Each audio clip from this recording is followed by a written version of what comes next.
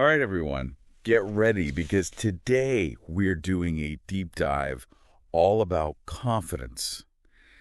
You know, that thing we all want more of. Definitely.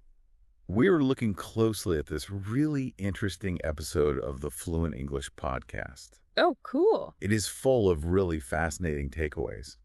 Awesome. One of the things that really caught my attention is they say confidence is not just something you're born with. Right. It is something you build like a muscle. Yeah, that is such an interesting way to think about it. Right. And it makes it seem so much more achievable. For sure. So before we jump into all that how-to stuff, Yeah. let's just clarify what we're even talking about here.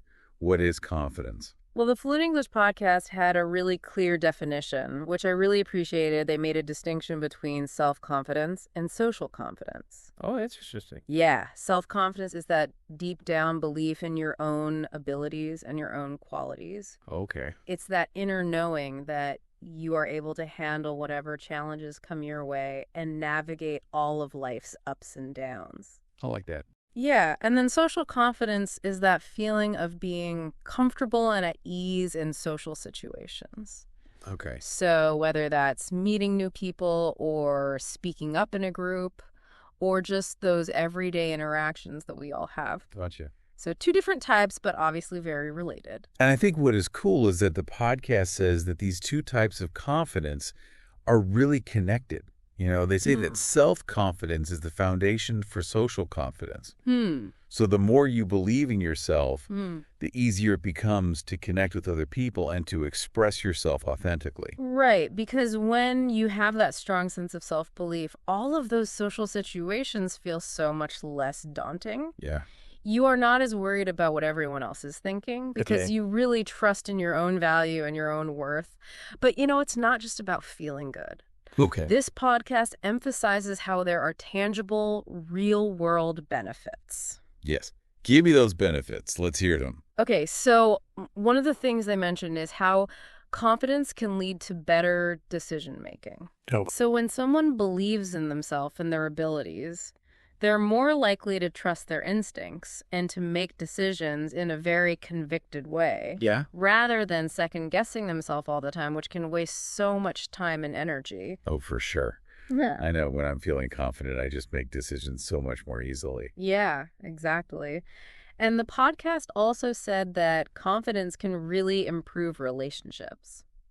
Okay. How so? So it's not about being arrogant or anything like that. It's just about showing up in a very authentic way and then also setting healthy boundaries. Right. People with confidence are usually better at setting boundaries because they know what they deserve and they're not afraid to stand up for their needs. Yeah, that makes sense. Which ultimately creates more fulfilling and balanced relationships. Yeah, it's like that self-respect piece, you know. Yes, exactly. Knowing what you deserve and not settling for anything less than that. Totally. And then I imagine that attracts other people who are also confident and have that same self-respect. Definitely. It's like you attract what you put out there. It's like a magnet for healthy connections. Yes, exactly. And it goes beyond just relationships, too. The podcast highlights how important confidence is for resilience. Oh, interesting. So if you believe in yourself, you are much more likely to bounce back from those setbacks and challenges that we all inevitably face. Yeah. You start to see failures not as personal attacks, but more like opportunities for growth and learning. Yeah, you're not crumbling under pressure. You're dusting yourself off and you're getting back up. Exactly like that saying, you know, fall down 7 times, stand up 8. I love that. Yeah, confidence gives you that strength to keep trying no matter what. Okay, so all of this is great, but I'm curious, how does this all actually work in our brains? You know? Right. Is there some kind of scientific explanation for why confidence makes such a big difference? Yes, there is. And the podcast delves into this a bit. Okay. Talking about all those feel-good brain chemicals like dopamine. Mm-hmm. When you experience a success or you achieve some kind of goal, Okay. your brain rewards you with this hit of dopamine. Well, Which reinforces that confident behavior and basically makes you want to keep going. so you're training your brain to be more confident. Exactly. It's this really cool positive feedback loop. I love that. But of course, we all know those times when self-doubt creeps in. Yeah. What's happening then? Right. Is our brain, like, betraying us? Not really. I mean, everyone experiences self-doubt at times. It's a normal human emotion. Okay, good. But it's really important to be able to recognize those thoughts for what they are. Right. Just thoughts, not necessarily facts. Oh, that's a good distinction. Yeah. It's like, don't believe everything you think. Right, exactly. But how do you actually deal with those self-sabotaging thoughts? Right. So the podcast suggested a 3-step approach. Okay, I'm ready. They call it the recognize, refocus, and respond method. Okay. So the first step is you have to be able to recognize those negative thoughts when they come up. Okay. So you almost become like a detective in your own mind, really paying attention to those patterns of self-doubt and criticism. So awareness is key, Yes, exactly. It's like you are shining a light on those shadowy thoughts and bringing them out into the open so you can deal with them. But we don't stop there, right? No. The next step is to refocus your attention on past successes. Okay. It is so easy to get stuck in what we haven't done or what we're afraid of doing. Right. But it is equally important to remember all those times that we did succeed when we overcame a challenge or achieved something that we're proud of.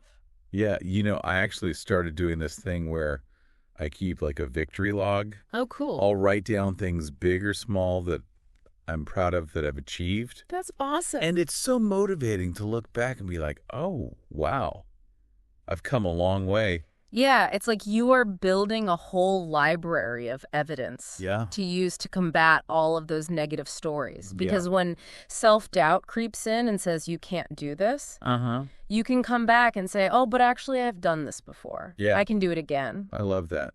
Okay, but there are those times when even that is not enough. When those negative thoughts are really persistent. Right.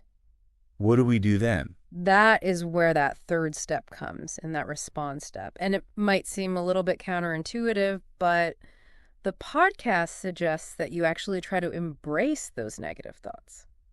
But embrace them? Yeah. How does that help? It's not about like wallowing in negativity, but more about just acknowledging the thoughts without judgment. Okay. So instead of trying to like push them away or pretend they aren't there, right, you just kind of sit with them and observe them and let them pass. Okay. It's like watching those clouds drift by.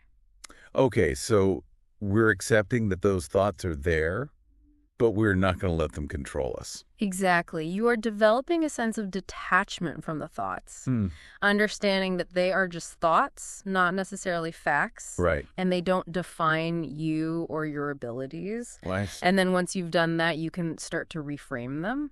Right. The podcast talks about that reframing piece. You Yeah. know? It's like changing your perspective so you can see things in a more positive or empowering light. Exactly. But how do we actually do that? Well, one technique they mentioned is to just ask yourself, what is the evidence for this thought? Ooh.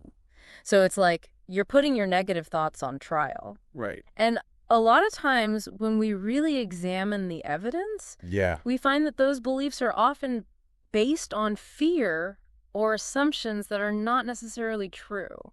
Yeah, and even if there is some evidence for that thought, Right. it might not be as bad as we think it is. Exactly. It might be an opportunity for us to grow or learn something rather than some kind of failure. Exactly. Reframing is all about turning those I can't thoughts into either I can thoughts or at least I can try thoughts. I love that. It's about looking for the positive or the opportunity in any situation, even if it's challenging. Yeah, it's like turning those negative thoughts into fuel for growth. Yes, exactly. Well, let's be real. This is easier said than done. Are there any other strategies that we can use to kind of help us reframe our thinking and boost our confidence? Yes, definitely. The podcast had a lot of tips. One of my favorites was the idea of setting achievable goals. Yes, a classic. The classic for a reason. Break down those big, scary goals into smaller, more manageable steps. Exactly. And then as you achieve each one, it builds momentum. Yeah. And reinforces those feelings of confidence. Yeah. It's like you are building a staircase to success one step at a time. It's much less intimidating that way. Yes, definitely. But what about when we feel like we're constantly letting other people down or we're putting their needs before our own? Right. How does that tie into confidence? That's a great question, and the podcast actually addresses that pretty directly. They talk a lot about the importance of setting boundaries. Boundaries. This is something I personally struggle with so much. Yeah. Sometimes saying no feels so uncomfortable, but I can see how it connects to confidence. Yeah, it really is about recognizing your own worth and your own limits. And when you are constantly overextending yourself or saying yes to things you don't really want to do, right, you end up feeling resentful and depleted, which is not going to help you feel confident. It's like saying I respect myself enough to prioritize my own well-being, which is a huge confidence booster in itself. Exactly. And it also sends a message to other people that you value your time and energy. Yeah. So it's about having those healthy boundaries in all types of relationships, Right. whether it's personal or professional. Okay. Boundaries, check. Yeah. What else can we do to kind of nurture our confidence? Well, the podcast also talked a lot about the importance of self-care. Oh, yes. Self-care. Yeah, and they really emphasize that self-care is not selfish. Right. It's really essential if you want to maintain your well-being and just show up as your best, most confident self. Yeah, it's like putting on your own oxygen mask first so that you can help other people. Exactly. Because when you're depleted and burnt out, it's so hard to feel confident. But when you prioritize taking care of yourself, it's like you're giving yourself the energy and resources you need to thrive. Totally. So what kind of self-care are we talking about here? Ah. I'm thinking bubble baths and face masks. Yeah. I mean, those are nice. Yeah. But it's definitely deeper than that. Okay. The podcast really talked about how it's important to find those activities that nourish your body and your soul. Okay. Things that help you feel good and energized and fulfilled. So it could be exercise or spending time in nature. Yes. Reading, listening to music, meditating. Yes. Pursuing creative hobbies. Yeah. Anything that kind of fills your cup. Exactly. And helps you recharge. Yes. And it's going to be different for everyone. Right. So the key is just to find what works for you and make it a regular practice in your life. Okay. Boundaries, self-care. What about the people that we surround ourselves with? Does that play a role in our confidence levels? Definitely. The podcast brought up a really good point about the importance of surrounding yourself with people who are positive and supportive. Yeah, because negativity is contagious. Yeah. If you're around people who are constantly doubting you or criticizing you or just bringing you down, yeah, it's going to chip away at your confidence. Totally. It's like you're in this toxic cloud all the time. Exactly. On the other hand, if you're around people who believe in you, who encourage you and celebrate your successes, it's like having this amazing cheerleading squad that's constantly boosting you up. It's so true. It's amazing how much our social circle can influence our perception of ourselves. Yeah. We start to internalize those messages that we hear from the people around us. Right. So it's so important to be mindful of who we allow into that inner circle. Definitely. And to make a conscious effort to build relationships with people who inspire us and make us feel good. Yes, for sure. Those relationships are so valuable. Yes, they are. But it's not just about the people that we surround ourselves with. It's also about how we think about ourselves. Oh, you're talking about that inner critic, right? Yeah. That voice in our head that can be so mean. It can be brutal. Yeah. But the podcast had this really interesting segment about the power of gratitude. Oh, yeah. And how if you intentionally shift your focus to what you are grateful for, right, it can have a really big impact on your confidence levels. Yeah, it makes sense. It's so easy to get caught up in all the things that we lack or what we're not good at. Right. But when we intentionally shift our attention to all the good things, it can really change our whole perspective. Exactly. It's like a mental reset button.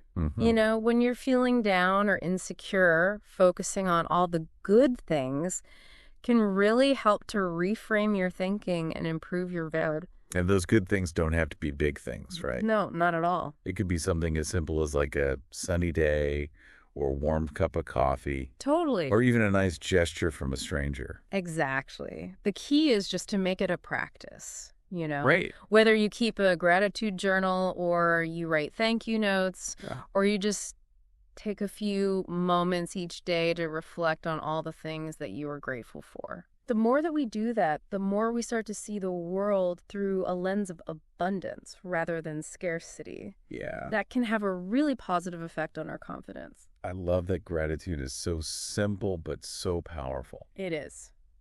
Okay. So we've covered a lot of ground here. We talked about body language, challenging those negative thoughts, setting boundaries, prioritizing self-care. Right. Surrounding yourself with positive people. Yes. And cultivating gratitude. It's a lot. Are we missing anything? Well, there is one more really important piece that the Fluent English Podcast talked about, and it's a big one. It's social confidence.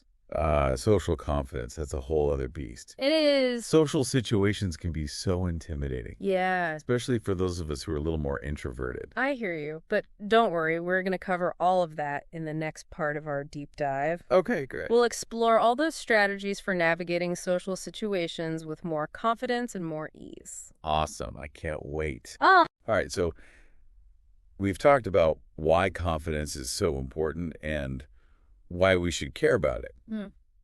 Now, let's get into the how-to. Yes, let's get practical. Where do we even begin? You know, how do we actually start building this confidence muscle? Well, one thing that really stood out to me from the Fluent English Podcast was this idea about the power of body language. Oh, yeah. They talked about how even if you just act confident, it can actually send signals to your brain. Right. Which can then lead to genuine feelings of confidence. Yeah. It's kind of like fake it till you make it, but with a scientific twist. Exactly. It might sound a little strange, but there's actually research to back this up. Really? Yeah, studies have shown that simply adopting a confident posture, like standing up straight with your shoulders back, your head held high, can trigger physiological changes in your body. So just by standing differently, we can actually change things on like a chemical level. It's pretty amazing, right? Yeah, that is amazing. The podcast even mentioned this one study where participants held what they called a power pose for just 2 minutes, and they saw a significant increase in their testosterone levels. Wow. Which is a hormone that is often linked to confidence and assertiveness. Interesting.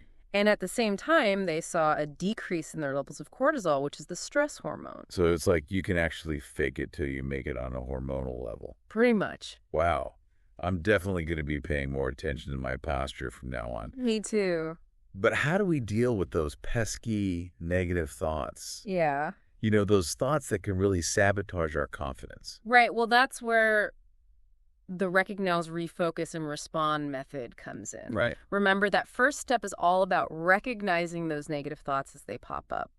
It's like you're becoming a detective in your own mind. Okay. Just noticing those patterns of self-doubt and criticism. Okay, so awareness is key. But what do we do once we've identified those thoughts? Right. We can't just let them run wild. No. The next step is to refocus your attention on past successes. Okay. It's really easy to get caught up in what we haven't done or what we're afraid of. Right. But it's so important to remember all those times that we did succeed. Right. When we overcame a challenge or we accomplished something that we're proud of. You know, I actually started keeping this little victory log. Oh, nice. Where I write down things big or small that I've accomplished and I'm proud of. That's a great idea. And it's really motivating to look back and see, oh, wow, you know, I've actually come a long way. I love that it's like you're creating this library of evidence that you can use. Yeah. To combat all those negative stories that our minds like to tell us. Yes, exactly. So when that self-doubt creeps in and whispers, you can't do this, right? You can say, oh, but actually I have done this before and I can do it again. Exactly. I love that. Okay. But I'm wondering, what if those negative thoughts are super persistent? Yeah. What if even looking back at past successes isn't quite enough to quiet them down? That's where that respond step comes in. And this might seem a little counterintuitive. Okay. But the podcast suggests that we should actually try to embrace those negative thoughts. Wait, embrace negativity. How does that help? It's not about wallowing in it or anything like that. Okay. It's more about acknowledging those thoughts without judgment. Okay. So rather than trying to push them away or pretend they don't exist, Right. you just kind of observe them and let them pass. Okay. It's like watching clouds drift by in the sky. Okay. So it's more about acceptance. Yeah. Recognizing that those thoughts are there, but we're not going to let them control us. Exactly. You're developing a sense of detachment from those thoughts. Mm. Realizing that they're just thoughts, not facts. Yeah. And they don't define you or your capabilities. I see. And once you've done that, you can actually start to reframe them. Right. The podcast talk about reframing. Yes. Which is like shifting your perspective to see things in a more positive or empowering light. Exactly. But how do we actually do that? Well, one technique they mentioned is to just ask yourself, what's the evidence for this thought? Okay. It's like you're putting those negative thoughts on trial. And oftentimes when we really examine the evidence, we find that a lot of those negative beliefs are based on fear or assumptions that might not even be true. Right. And even if there is some evidence to support that thought, Right.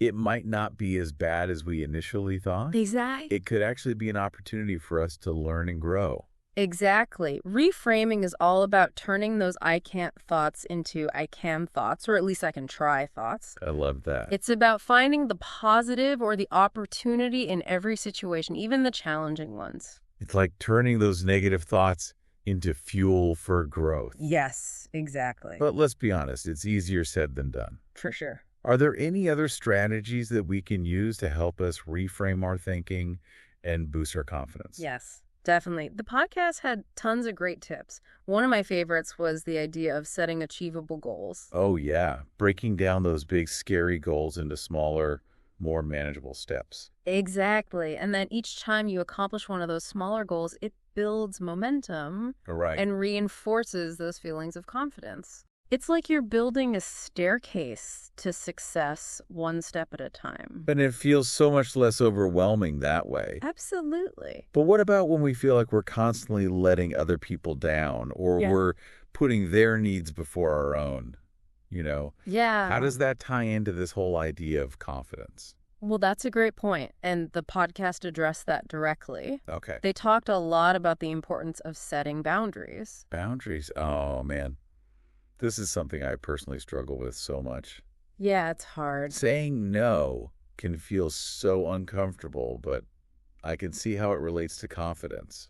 Yeah, it's about recognizing your own worth and your own limits. Right. And when we're constantly overextending ourselves or saying yes to things that we don't really want to do, we end up feeling resentful and depleted, which doesn't exactly make us feel confident. Right. It's like saying I respect myself enough to prioritize my own well-being.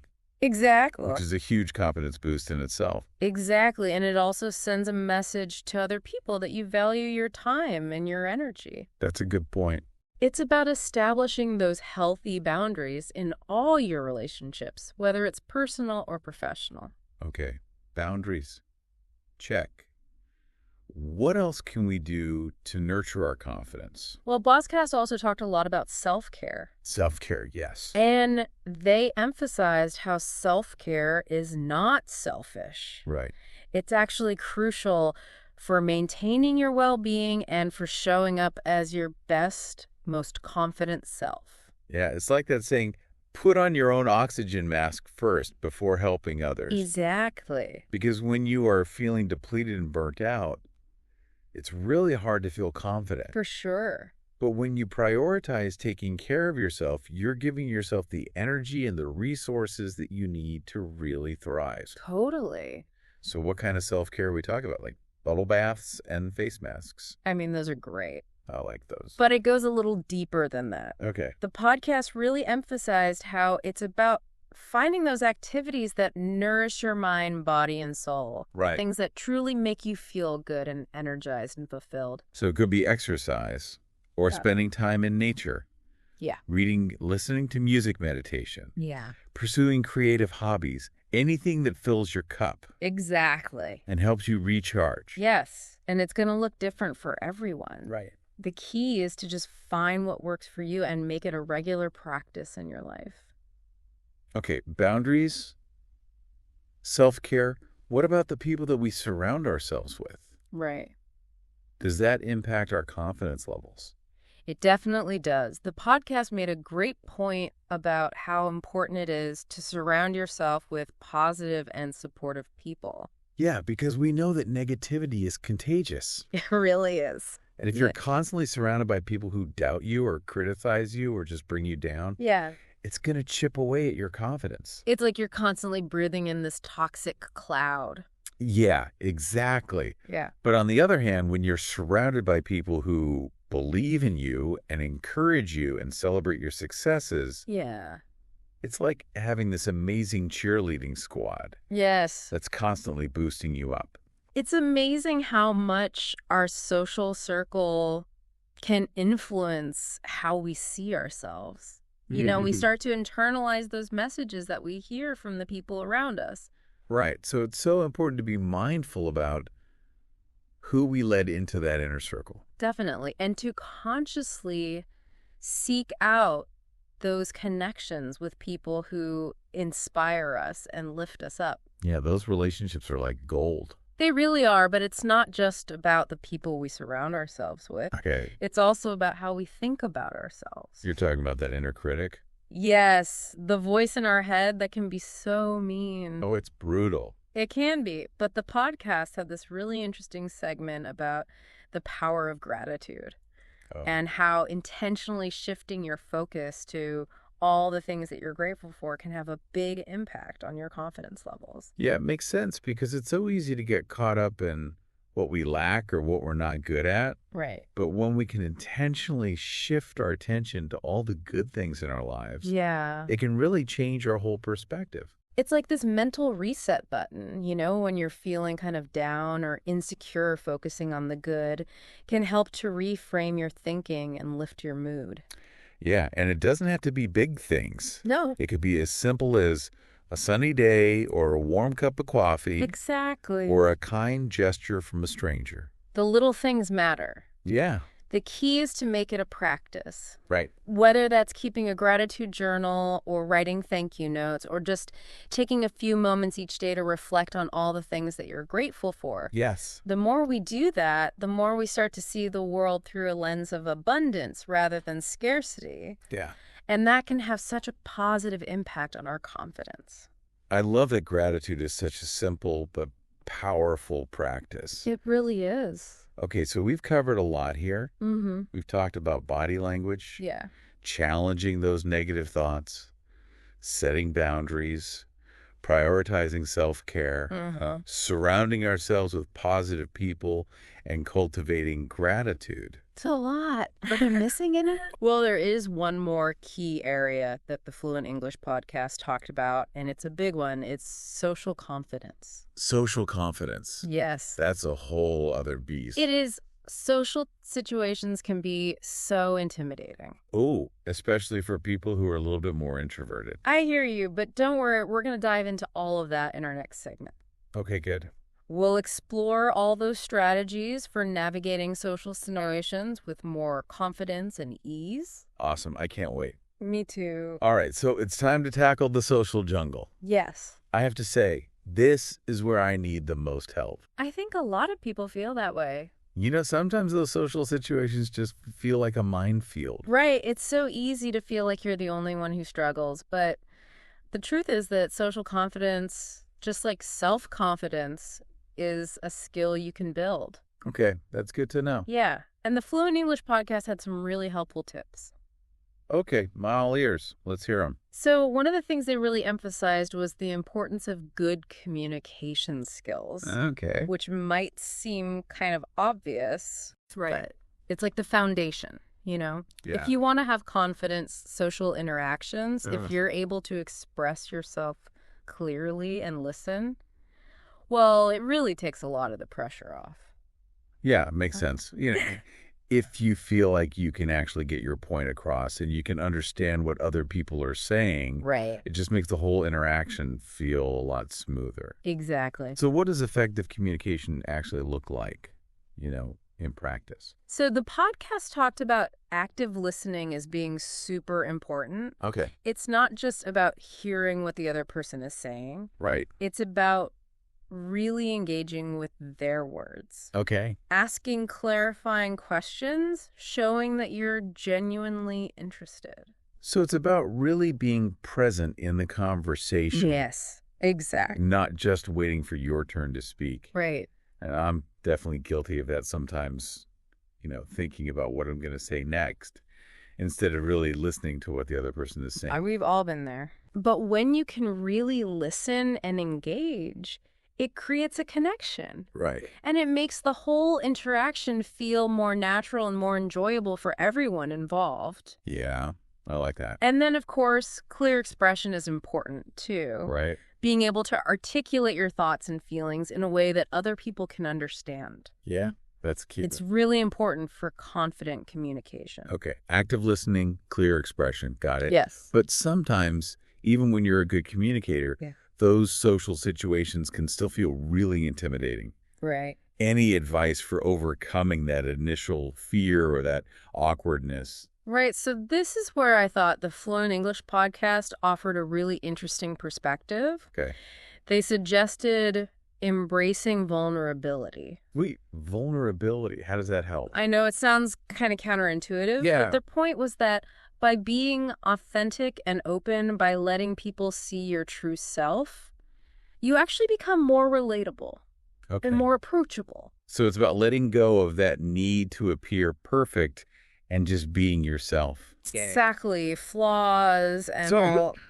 Yeah, that can be really liberating. It is. It takes the pressure off, and it allows others to connect with you on a deeper level because ultimately people are drawn to authenticity. Yeah, it's like saying, hey, I'm not perfect, and that's okay. Right. Which I think is a message we could all use a reminder of. Definitely. But what about those times when you're thrown into a social situation with people you don't know at all? Right. Any tips for navigating that? Well, the podcast talked about how it's important to find common ground. Okay. Even if you don't have the same interests or background as someone, there's always something that you can connect over. Like what? I'm drawing a blank.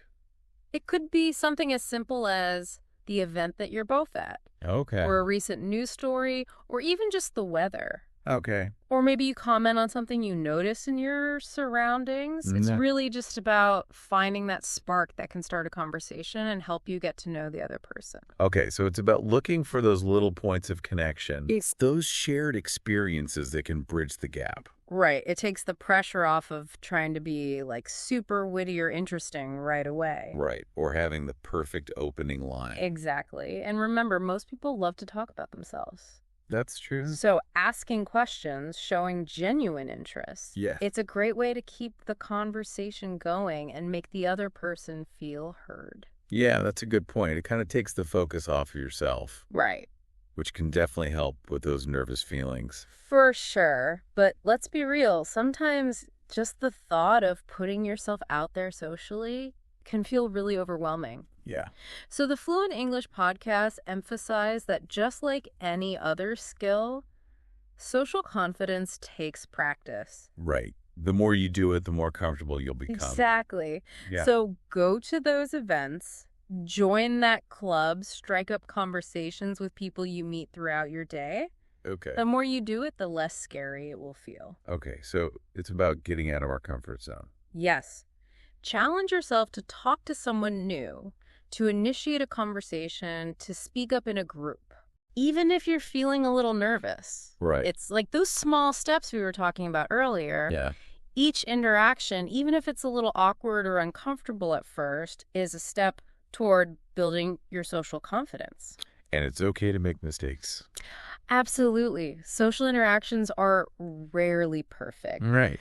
And we all have those moments where we feel a little awkward or tongue-tied. For sure. The important thing is to just learn from it and keep practicing. This has been such an incredible deep dive. It has. We've covered so much ground, from understanding the different types of confidence to exploring all these amazing practical strategies for building confidence in every area of our lives. And the biggest takeaway, I think, is that confidence is not something that some people just have and others don't. Right. It's a skill we can all build. Yes. With effort and practice. And it's a journey, you know? It's not a destination. There are going to be ups and downs, setbacks and breakthroughs. For sure. But the most important thing is to just keep moving forward one step at a time. I love that, after this deep dive, I'm feeling so inspired to be a little bit bolder. Yeah. To get out of my comfort zone a little bit and just see what happens. That's awesome. And remember, you're not alone on this journey, Yeah. We all have those moments of self-doubt, but the more we practice these strategies, the stronger that confidence muscle becomes. This has been such a great conversation. Thank you so much for joining me on this deep dive into confidence. It was my pleasure. And to all of our listeners out there, you've got this.